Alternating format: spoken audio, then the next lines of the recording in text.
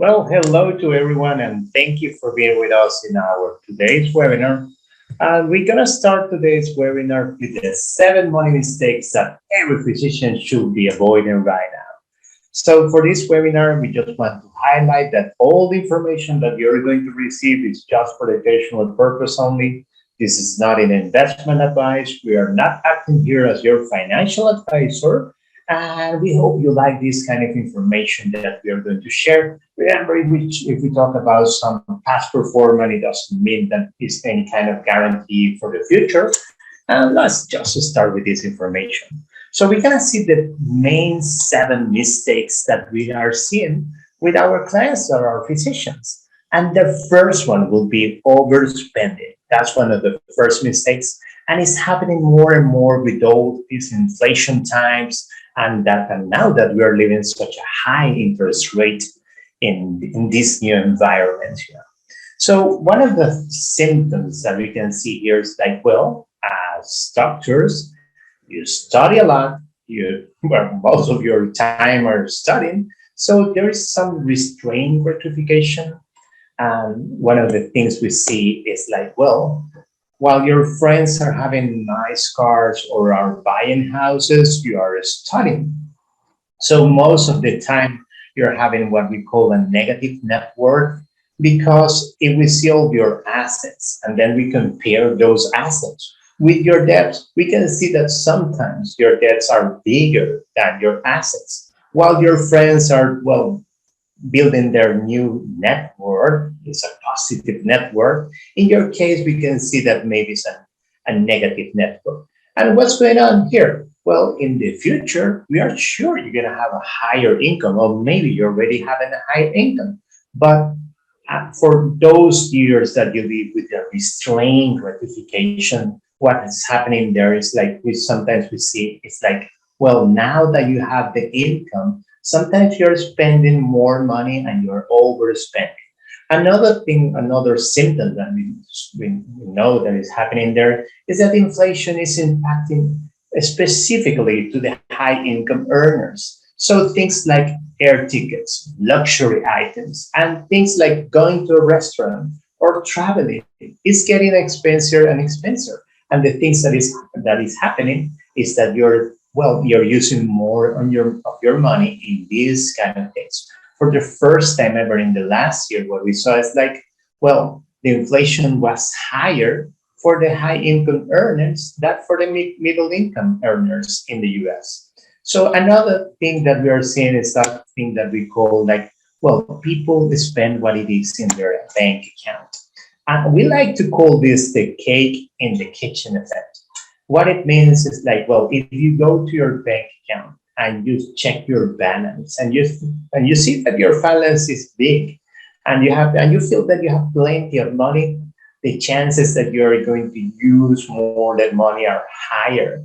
It's like if you have a cake in your kitchen, if you go to the kitchen and you see the cake in front of you, of course you're gonna be like, you would like to eat more cake because you see that there is plenty of cake right there. So what could be the treatment for these kind of symptoms? The first one, the Scientific American Journal says 80% of all the diets fail. So having a budget and having that sense of restriction and scarcity maybe will not be the best strategy for you. I know all the gurus, financial gurus, says like would be your best strategy. Maybe for you it's not the best one. So what we suggest is like you have 3 different bank accounts. One for your current, and you divide your money those 3 different bank accounts. One for your current expenses like grocery, rent, all the things that you're using for your day-to-day activities. Another one for your entertainment, like when you're going to restaurants, for traveling and things like that. And your free money, the money that you will spend for your own. And the third one, the one for your goals, like those can be middle term goals or maybe long term goals like retirement. And from there, we're going to tell you that you have to invest that money and don't leave it just in the bank account. The second treatment, know this concept that is called cost of opportunity. There is a trade-off between the money that you spend today, and against the money that is going to be in the future and in the money that is going to grow in the future. So you have to know what you're giving up. For example, if you're going to waste, you're gonna use your money to buy something that costs $100 today, you should know that if you invest those $100 for 25 years and imagine that you're earning a 10% return, well, that $100 means really more than $1,000 that you will have in the future if you, instead of wasting it or using it, you invested it.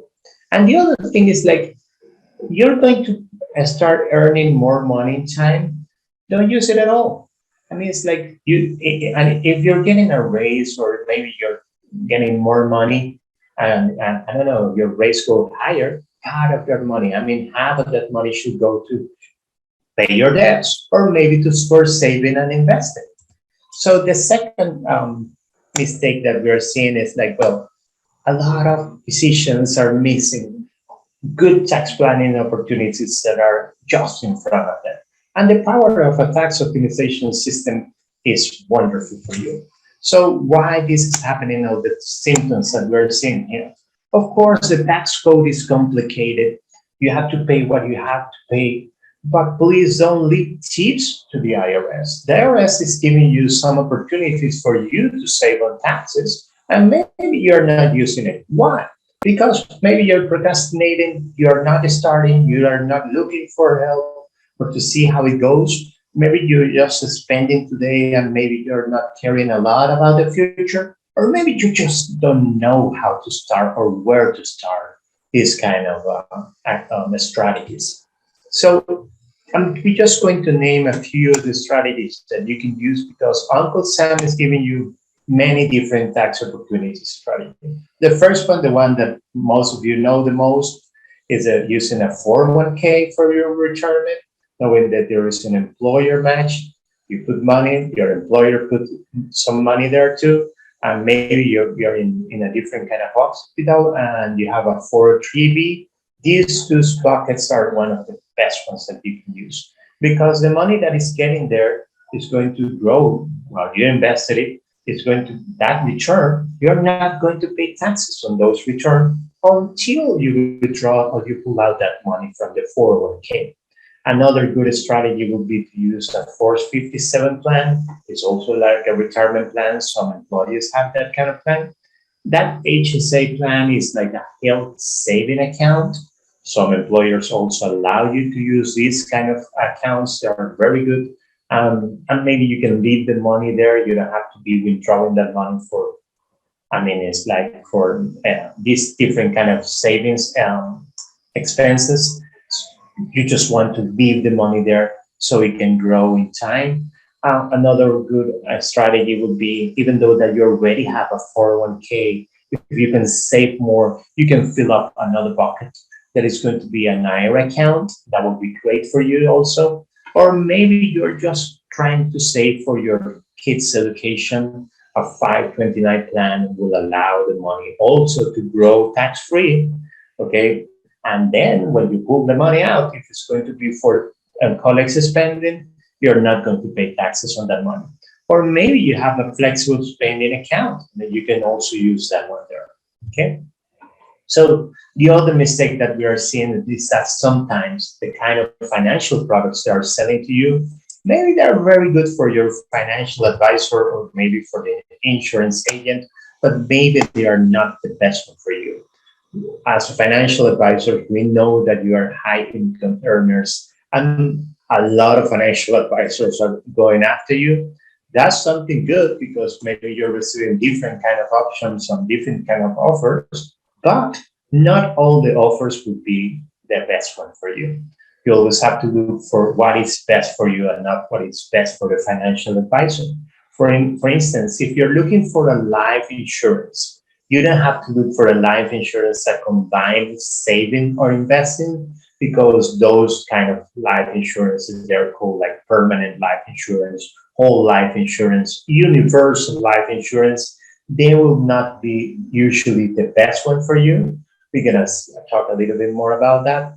Or maybe they're selling you something that looks like, well, it's like a casino that you're going to earn a lot of money that earning, I mean, those return are going to be guaranteed.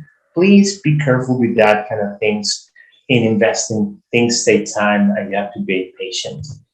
So what do you have to do? Always ask your financial advisor if he's a fiduciary, what it means, like if he's looking for your interest or he's looking for his interest. You can also go to two places. The first one will be broker check.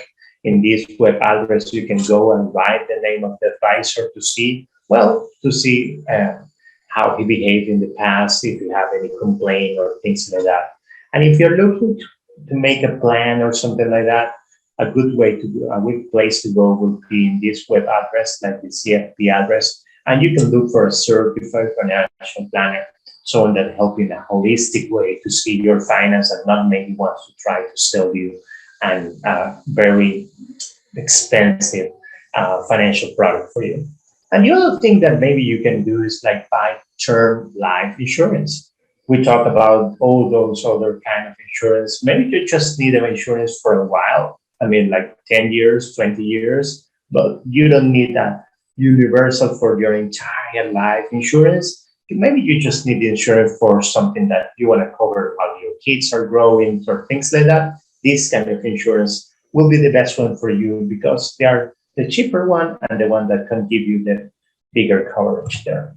So, of course, we know that you have a lot of student loans, and we want to know if everything is in order. But what we are seeing, that one of the symptoms that we are seeing is like maybe you have all these debts and things like that, but we are not so sure if you have a plan, I mean, to tackle this kind of debts. Or maybe what is going on is like as people feel that you're earning more money and maybe you're spending more money, maybe you're living above your means and maybe you're using those credit cards in the worst time of all because now the credit cards are having one of the highest interest rate in the history, and it's going to be really hard to came out of that.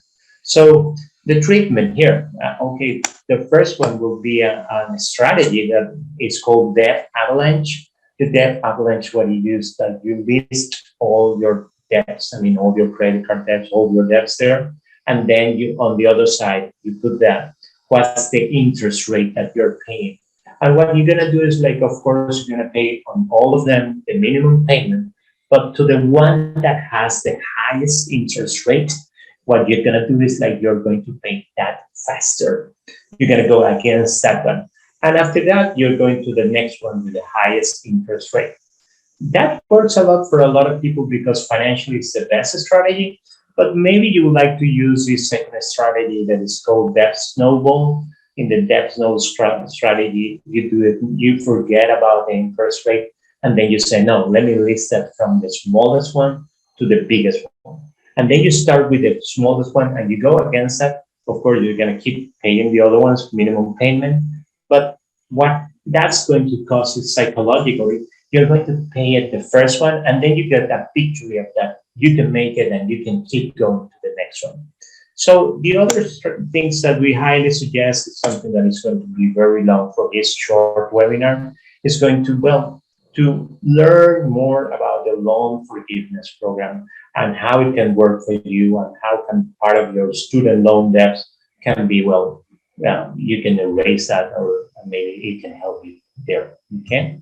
So most of the physicians that we work with, they are do-it-yourself, which is wonderful. But sometimes, as a doctor says, it's good to have a second opinion because we are living in a time of recessions and market volatility and debt ceilings and things like that before this Memorial weekend. So maybe you want to, I mean, it's like to have an expert with you. I'm going to bring this quote from one of our, I mean, it's like the American College of Physicians. They conducted a study in 2021 to more than 1,000 different physicians. And I love this quote from one of the senior physicians. He says, like, even though you think what you're doing, hire a professional and don't be an armchair financial planner. It's like that. It's like all the professionals have specialists that, well, they can help you with. Some of you will be saying like, oh, but I don't want to give my money to a financial advisor. Maybe I already have a financial advisor that is managing my portfolio and things like that. Yeah, but there is a new trend in our financial planning area that you can have financial planners like a CPA, like a lawyer that is going to charge you per hour, and you just have to like a second opinion there and to see, well, let me see if what I'm doing is the right path to where I want to go. Okay. So the other thing that we are seeing in a lot of physicians is the lack of estate planning strategies. What happens if something happens to you? We know that you deal all the days with life and death, but we know that you take a lot of cares of others, that you don't have time, that you're always running. But there are some things that we should highly suggest. Is like this is going to be like a 101 estate planning. Like the first one, you need to have a will. I mean, it's like if you don't have a will, the probate is going to take a lot of money to your beneficiaries when you're not in this plan. Also, you would like to have a financial power of attorney. If something happens to you, who's going to, I mean, it's like who's going to help you with all your bank accounts and with all your strategy there. And if you have kids, it's good to have a minor guardianship. Well, if something happens to you, who's going to take care of your family in that case? You don't want a judge to be deciding that kind of things. So then the last mistake that we are seeing is like, do you have the right protection for your assets? Okay, so it's like if one of the doctors we work with, he says like, if not if I'm going to be sued, it's like when I'm going to be sued. So it's like I'm going to just to take these two quotes again from the American Medical Association, the study we just talked about, and it says like 34% of physicians have had a claim filed against them during their careers. So, and the medical liability insurance keeps going on. I mean, the costs are increasing, but maybe you should also need another kind of important insurance or strategies that maybe you don't have right now. The first one is going to be an umbrella liability insurance. In case you get sued, this kind of insurance are really cheap and they're going to give you a real protection, a very big protection, not just for the thing that can happen in the clinic or the hospital, for the things that can happen maybe in your house or maybe while you're driving your car or things like that. Maybe you will also like to have a trust. A trust is a legal document that is going to help you to separate some of your assets from your own name and maybe to give some directions to what's going to happen if you're not there. And if you're thinking about buying some real estate and things like that, don't do it in on your own name. Maybe we'll do it better under a company and things like that. So the asset will not be in your name. So these are the things that we brought for you this day. Remember, if you need more information, you can have a free meeting with us. It's free Zoom meeting with us. We just talked about that. We work hourly. That can help you just like, well, the first meeting is going to be completely free. You have our information there. And thank you so much for being here with us. Thank you.